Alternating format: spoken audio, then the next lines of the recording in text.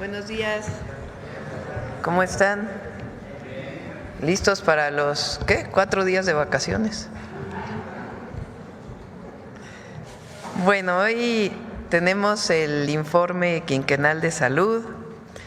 Está con nosotros el secretario de Salud, el doctor David Kersenovich. Está la secretaria de Bienestar, que nos va a hablar del programa Salud Casa por Casa, Ariadna Montiel. Está el director del IMSS, Zoé Robledo, de los avances del IMSS, y Martí Batres, de los avances del ISSSTE. Pero antes quiero que Julio Verdeguer, el doctor Julio Verdeguer, que es secretario de Agricultura y Desarrollo Rural, pueda hacer algunas anotaciones sobre el tema del jitomate que ayer salió. Entonces le pediría primero a Julio que nos platicara, luego vamos con todo el equipo de salud y después contestamos preguntas. Adelante, Julio. Buenos días. Con su permiso, señora presidenta, muy buenos días a todas y a todos. Por instrucciones de nuestra presidenta, como ya dijo, me voy a referir a la medida que fue anunciada el día de ayer por el Departamento de Comercio de los Estados Unidos contra las exportaciones de jitomate mexicano. Desde el año 1996, las exportaciones mexicanas de este producto a Estados Unidos han estado reguladas por un acuerdo que se llama Acuerdo de Suspensión de una Investigación Antidumping. Los productores de Florida, de jitomate, nos han acusado, en nuestra opinión, sin razón, de que los productores mexicanos venden sus tomates en Estados Unidos por debajo de los costos, lo cual no es cierto. Pero llevan décadas en esa historia los productores. Entonces, hay este acuerdo de suspensión del dumping desde esos años. A lo largo de estos casi 30 años, se han negociado 5 acuerdos para ir suspendiendo esta investigación. El último de estos… Dumping. Dumping es cuando alguien dice, mira, este señor que me está mandando, señora que me está mandando tal producto, está haciendo trampa. No está realmente vendiendo el tomate al precio real que lo debería vender. Lo está bajando por debajo del precio real para ganarme el mercado, con la intención de que una vez que me saque del mercado, ahí sí ya se queda dueño del asunto y puede hacer lo que quiera. Eso es lo que se llama, así en palabras sencillas, el dumping, hacer trampa. Bueno, eso lo han dicho desde décadas. A nuestro juicio nunca ha sido comprobado, ni puede ser. Bueno, el último de estos acuerdos que se han venido negociando es del año 2019. Es importante decir, este no es un acuerdo con el gobierno mexicano, es entre el Departamento de Comercio de Estados Unidos y los exportadores y productores mexicanos, agrupados en sus asociaciones de distintas partes de la República. Sinaloa es un muy importante productor, pero también están, por ejemplo, los productores y exportadores de Sonora y de otros lugares.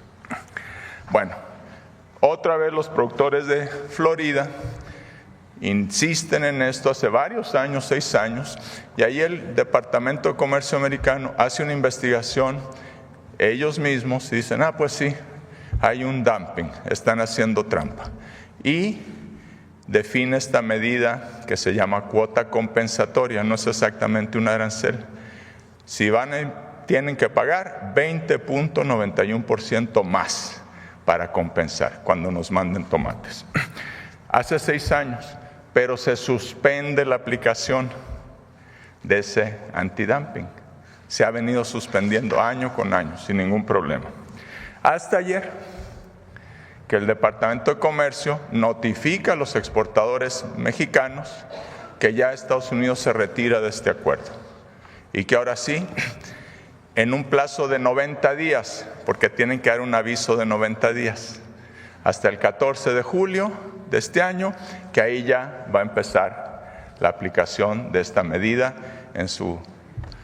para castigarnos por las supuestas trampas que hemos hecho con 20.91%. Entonces esto no es parte de los mismos aranceles que se han estado discutiendo. Esta es otra cosa que viene de décadas atrás. No es parte de lo mismo que hemos estado conversando con ellos. Es importante decir que 90% de los tomates que Estados Unidos importa de cualquier lugar del mundo son tomates mexicanos, jitomate, 90%. Y 6 de cada 10 tomates que ellos comen son hechos en México, 6 de cada 10. ¿Cuál va a ser la consecuencia de esto si es que se lleva a cabo? Porque todavía faltan 90 días. Pues que sus tomates van a ser más caros, les van a salir más caras sus ensaladas, su ketchup y todo. ¿Sí? Claro, no nos pueden sustituir, porque no es que haya un montón de otros países que producen esta cantidad de excelentes tomates a un precio muy conveniente. Si lo quieren hacer, pues simplemente van a pagar 21% más caros sus tomates. ¿Sí? Entonces, la verdad es que quedan 90 días. Ya lo hicieron en el 2019, igualito que ahorita, muy parecido. Y ahí se negoció. Se platicó, se negoció, México se defendió, dio sus argumentos y se llegó al acuerdo que estaba vigente hasta ahorita. Lo que va a pasar probablemente es que va a suceder exactamente lo mismo. Vamos a empezar a conversar, a dialogar, como siempre ha dicho la presidenta, buscamos el diálogo y vamos a ver en qué termina esto. Es muy importante decirles a ustedes que estas medidas, estas investigaciones antidumping, pues son habituales. México tiene 2 investigaciones activas, no de ahorita, no de ayer, desde hace mucho tiempo. Una es contra el pollo estadounidense, que nuestros productores han acusado a los de Estados Unidos de decir, oye, nos están haciendo trampa, están vendiendo por debajo del precio el pollo que nos mandan. Esa investigación en México, ese proceso, imagínense, concluyó en el 2012, está listo. Y México se ha abstenido hasta ahora de aplicar la tarifa que podríamos aplicar, esta cuota compensatoria, porque ha habido conversaciones y no la hemos aplicado. Pero ese caso está activo y está pues cerrado. Y luego hay otro que está empezando contra la pierna de cerdo estadounidense, que también nuestros productores dicen, oye, nos está llegando un precio que no es posible, hay alguna cosa muy rara aquí. Y aquí la Secretaría de Economía ya está en el proceso de investigación. Es otro antidumping activo de México para proteger a nuestros productores y productoras de prácticas desleales. Así que esa es la situación. Se abre un periodo de 90 días, se va a conversar con los Estados Unidos, buscamos que se renueve este acuerdo en beneficio ciertamente de nuestros productores. Hay cientos de miles de personas que trabajan en México en la producción de tomate, los tenemos que cuidar sobre todo a ellas y a ellos, pero también, si quieren, pues en beneficio de los consumidores americanos, que necesitamos estadounidenses, porque pues sí, hay que cuidarles la salud. Nuestros tomates son muy saludables y ojalá que no les salgan tan caros. Muchas gracias a todas y a todos. Con permiso.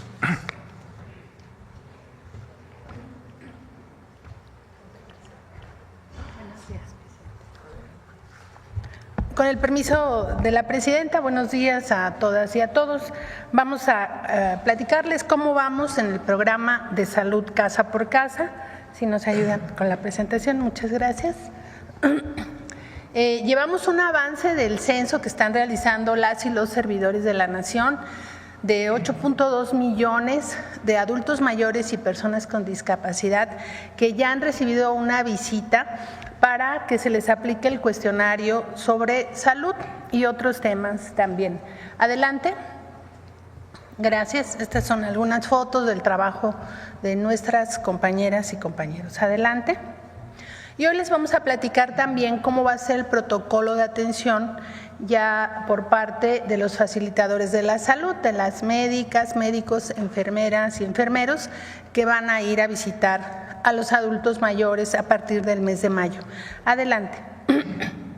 La primera visita va a consistir fundamentalmente, primero en establecer la historia clínica de las personas, de los adultos mayores y de las personas con discapacidad.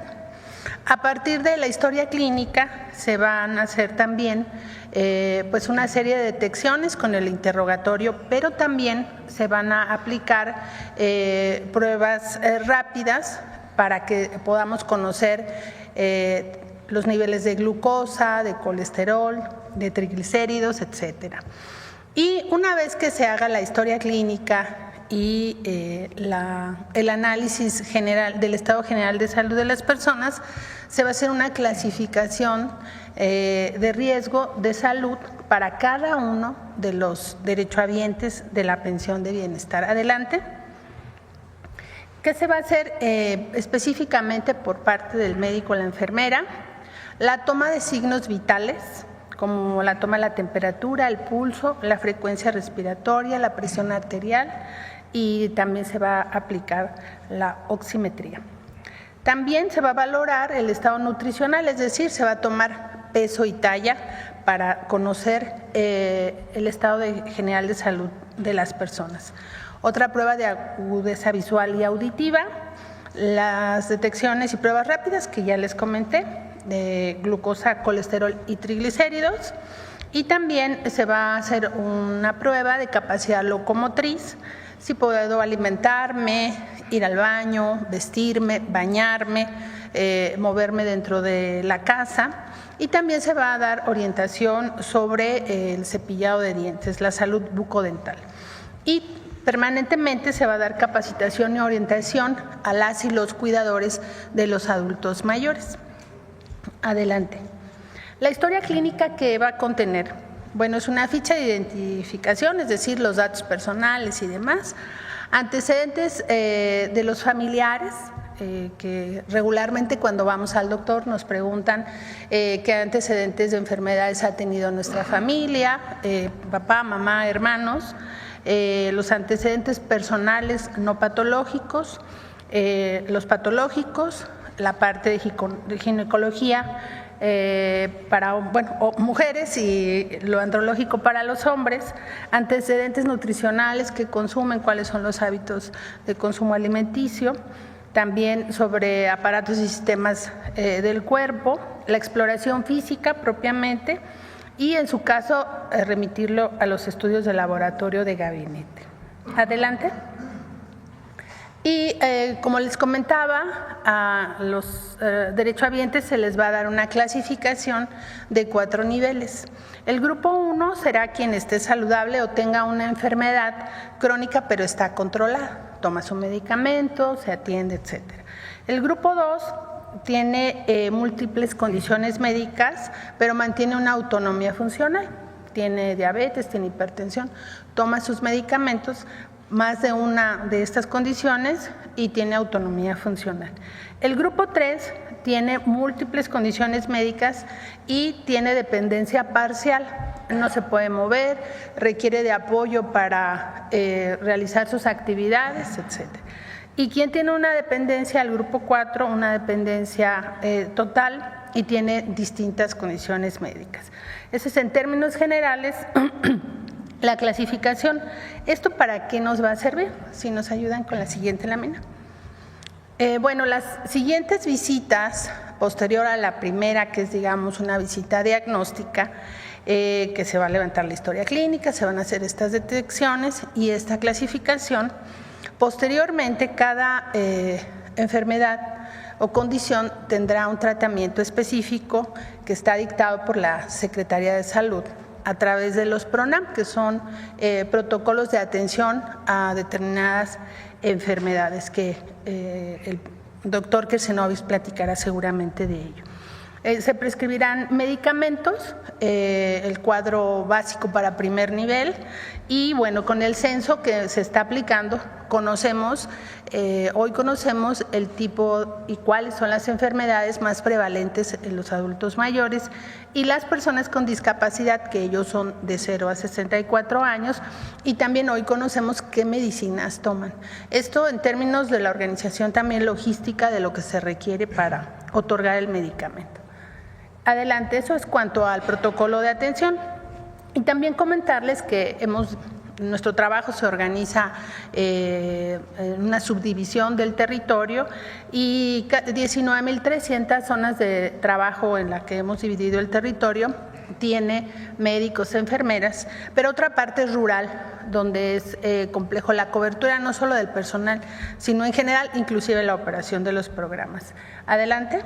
Entonces, vamos a implementar, a instrucción de nuestra presidenta, un modelo de atención para estas zonas rurales. Entonces, vamos a ir en brigada móvil para atender a las personas que viven en lugares muy lejanos del país, con un equipo de salud que está integrado por un médico, una enfermera y un técnico en enfermería, el servidor de la nación de la zona. Y bueno, ahí en conjunto se van a atender a las personas para que no se tengan que desplazar a lugares más lejanos, sobre todo porque estamos hablando de adultos mayores y personas con discapacidad. Es cuanto, Presidenta. Gracias.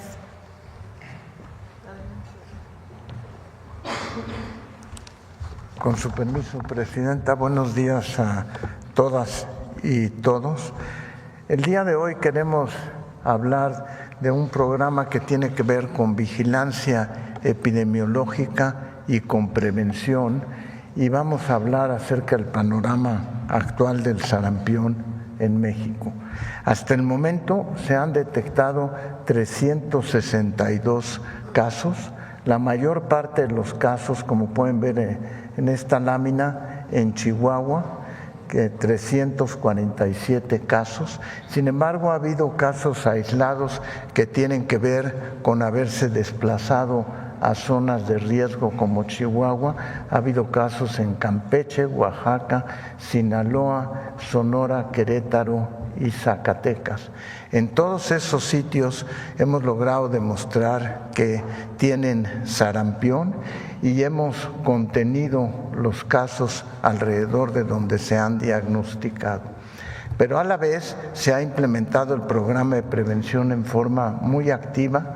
De enero a marzo se han aplicado 715.277 vacunas tratando de contener precisamente el brote de sarampión.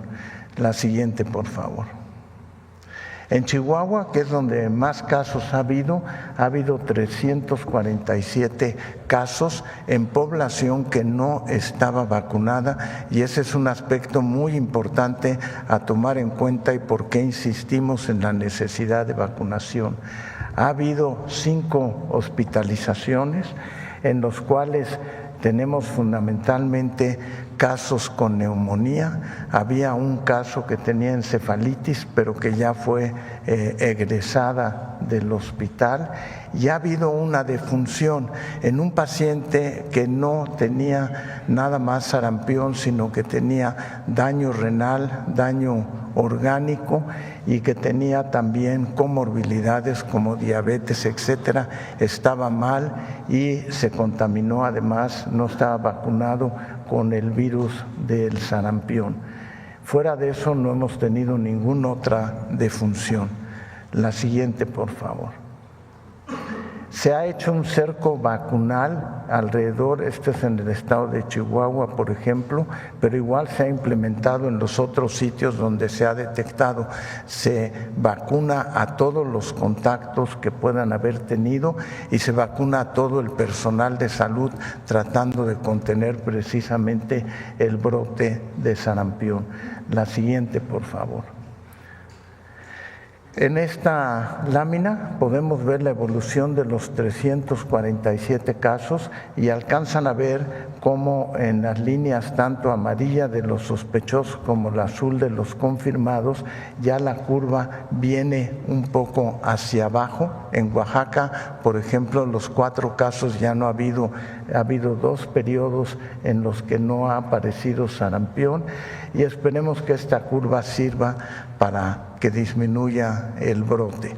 Sin embargo, el motivo fundamental de presentarlo el día de hoy es el insistir en que la gente se vacune, y ahorita veremos quiénes deben de vacunarse, sobre todo ahorita que viene el periodo vacacional donde existe una mayor movilización de personas, y también las personas que viajan, por ejemplo, a Estados Unidos, donde hay mucho más casos de sarampión que los que tenemos aquí. La siguiente, por favor.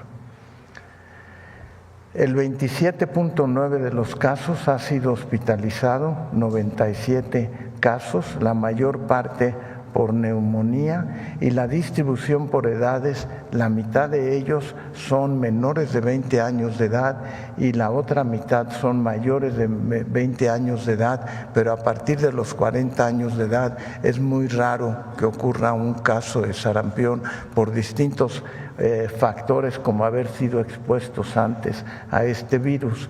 La siguiente, por favor.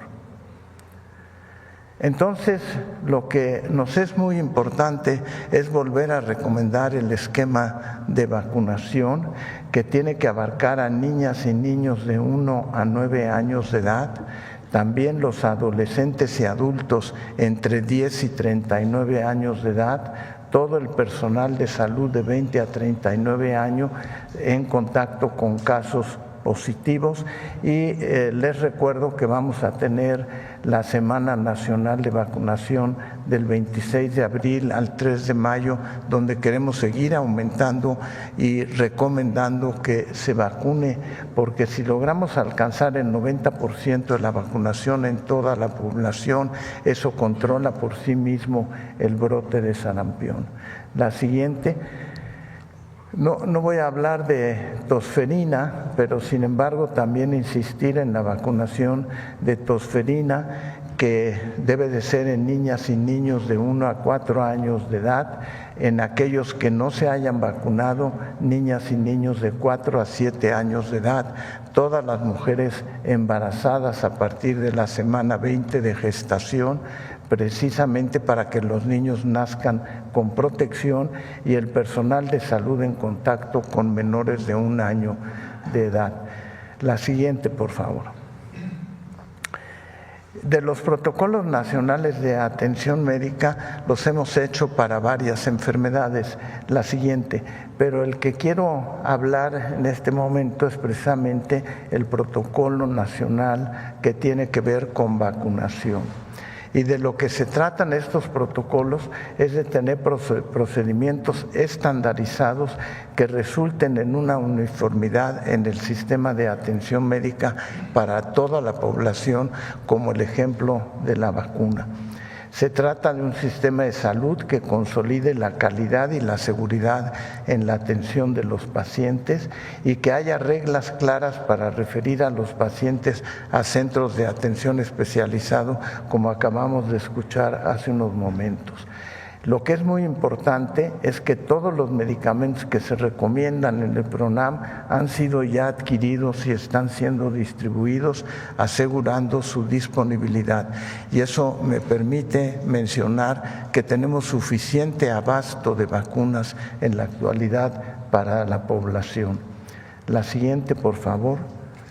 Es un video. El PRONAM, les recuerdo, es para hipertensión arterial sistémica, diabetes mellitus de tipo 2 y síndrome metabólico, enfermedad renal crónica, sobrepeso y obesidad, los primeros 1000 días de vida y la vacunación a lo largo de la vida. Si me pasan un video, por favor. El Gobierno de México, comprometido con la salud de las y los mexicanos, tiene entre sus responsabilidades garantizar que la atención médica que se ofrece a lo largo del país sea segura y de calidad. Para lograrlo, la Secretaría de Salud, a través del Consejo de Salubridad General, convocó a diversos especialistas para elaborar los protocolos nacionales de atención médica para primer nivel de atención. Estos protocolos fueron revisados por representantes de instituciones públicas de salud con el propósito de garantizar que sean claros, basados en la mejor evidencia médica disponible y fáciles de seguir. El resultado de este esfuerzo consta de 6 protocolos nacionales de atención médica, de los cuales 4 están enfocados en la atención de las enfermedades crónicas no transmisibles que causan la mayor carga de enfermedad en México: hipertensión arterial sistémica, diabetes tipo 2 y síndrome metabólico, enfermedad renal crónica y sobrepeso y obesidad, mientras que 2 protocolos se enfocan en la prevención, vacunación a lo largo de la vida y los primeros 1000 días de vida. Estos protocolos permitirán que las y los trabajadores de la salud de primer nivel de atención en México, tanto del sector público como privado, cuenten con criterios homologados para diagnóstico y atención de estas enfermedades. Los materiales están diseñados en formato de infografía para transmitir de manera clara y sencilla la información sobre el tratamiento farmacológico y no farmacológico, así como para identificar el momento en el que debe referirse a un paciente al segundo o tercer nivel de atención médica. Además, contiene códigos QR que permiten a los médicos acceder fácilmente a herramientas digitales y versiones extendidas para evaluar riesgos, confirmar diagnósticos y dar tratamientos adecuados, todo con el propósito de brindar atención médica con calidad y seguridad. Los protocolos nacionales de atención médica pueden descargarse en el portal pronamsalud.csg.gov.mx.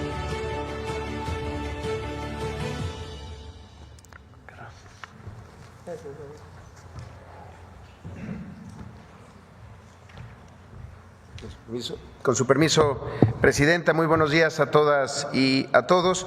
Hoy tenemos un reporte sobre el Plan 2025 sobre equipo electromecánico. Como saben, la presidenta Claudia Sheinbaum, además de instruirnos el tema del crecimiento de la infraestructura, también ha sido muy enfática de invertir en lo que ya se tiene en el IMSS. Además, una institución con tantos años, hay hospitales sobre todo que requieren de inversión permanente, y esto de los equipos electromecánicos surge del censo diagnóstico que hicimos en 2021, donde se identificaron algunos de estos equipos que podían interrumpir o poner en riesgo la operación. Aquí estamos hablando, en la primera, de 938 torres de enfriamiento, 23.592 sistemas de supresión de incendios, 179 elevadores, 144 equipos de casas de máquinas y 213 equipos de plantas de lavado. Es una inversión de 10.494 millones de pesos en la sustitución de 25.066 diferentes equipos, que aquí vamos a ver con un poco más de detalle. La primera, por favor. Primero, la sustitución de las torres de enfriamiento. El IMSS cuenta con 2.558 equipos de aires acondicionados. No son mini splits, son grandes torres de enfriamiento cuya sustitución representa una inversión significativa que implica muchas veces toda la desinstalación y volver a instalar la torre de enfriamiento, todo el equipo de aire acondicionado. Sobre todo ahora que viene la temporada fuerte de calor, es fundamental que esto funcione bien, tanto para las áreas de hospitalización, los quirófanos, las áreas de espera, consultorios y demás. Con este plan de 2021 se sustituirán 938 torres en 577 unidades, sobre todo hospitales, unidades de medicina familiar y algunos centros de investigación. Es una distribución en los 32 estados del país y una inversión total, es la más grande, de 6.340 millones de pesos. La siguiente, vemos los equipos de supresión de incendios.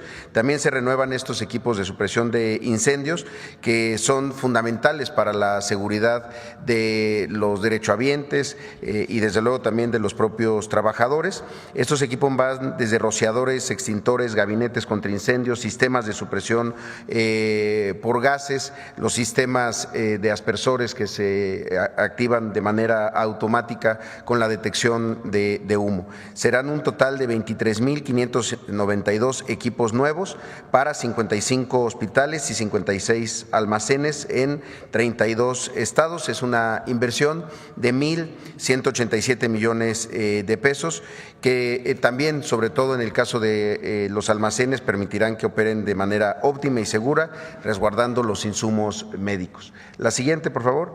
Las casas de máquinas, que son, se dice mucho, que son como el estómago relámpago de los hospitales, son fundamentales para la operación, nadie las ve nunca y ahí están y que son claves para que un hospital pueda funcionar de manera adecuada. Cada uno de los 269 hospitales del IMSS cuenta con un cuarto de máquinas equipados con tanques, sistemas de bombeo, calentadores de agua, motobombas, calderas, intercambiadores de calor, compresores y centrales de aire. En el plan 2025 se renovarán un total de 144 equipos en 75 hospitales de 21 estados.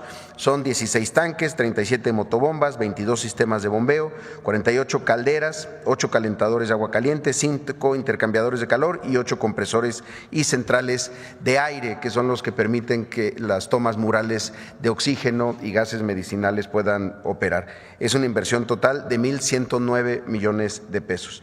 Y un tema fundamental también, las plantas de lavado, como lo hemos comentado en este mismo espacio, en el IMSS no se contrata el sistema de lavado de la ropa hospitalaria, que es clave para cualquier procedimiento quirúrgico o en la parte de la hospitalización o incluso en las consultas, sino que se hace con personal propio del seguro en las plantas de lavado del seguro. Se cuenta con 16 plantas de lavado y 133 módulos de lavado para la atención de hospitales y unidades de medicina familiar y también para las guarderías de prestación directa del IMSS. Estas se conforman de lavadoras, secadoras industriales, mesas y estaciones de doblado, así como sistemas de transporte y despacho. El plan contempla renovar 213 equipos, son 122 lavadoras industriales, 91 secadoras y una inversión de 983 millones de pesos. Aquí muchas veces son de los hospitales que tienen más años y que en algunos casos incluso desde que se pusieron en operación no se han sustituido. Y finalmente el tema de los elevadores. En todo el IMSS se cuenta con 1.190 elevadores que ya se han sustituido, 344 en los últimos años, lo que representa el 28% del total. En el plan de 2025 se contempla la sustitución de 179 elevadores en 38 hospitales de 26 estados con una inversión de 875 millones de pesos. Nos parece importante también informar de esta otra parte que es clave para que los hospitales estén bien y la atención sea segura y desde luego de calidad y con oportunidad. Muchas gracias, presidenta.